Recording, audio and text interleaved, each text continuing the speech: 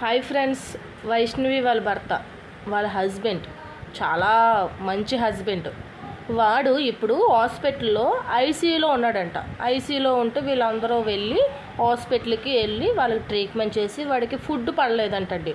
వాడు ఐసీయూలో ఉండడం కాదండి, డైరెక్ట్గా మార్చురీకి పంపించాలండి. అలాంటి ఎదవని ఆడినది తీసుకువెళ్ళడం, ఆడికిందుకు సేవలు చేయడం, ఆడికి హాస్పిటల్ ఖర్చులు కూడా దండగేనండి.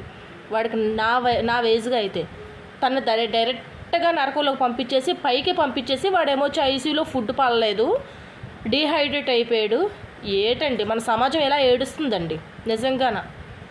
నిజంగానా అమ్మాయి చనిపోయినప్పుడు వాడిని ఇంకా జైల్లో పెట్టుకొని కూర్చొని మేపి రూల్స్ బ్రేక్ చేయలేమండి. కానీ ఒక్క బాధ అంటూ ప్రతి అమ్మాయికి కూడా ఆ బాధ అంటూ చాలా తినేస్తుందండి. నిజంగాన వాడు ఐసీయూలో ఉండి వాడు డీహైడ్రేట్ అయిపోయాడు. దేనికి అయిపోయాడు డీహైడ్రేట్? కత్తిచ్చి పొడిచి తను చంపడానికి డీహైడ్రేట్ అయిపోయాడు. వాడు డైరెక్ట్గా మార్చురీకి పంపించాలండి వాడిని అయితే.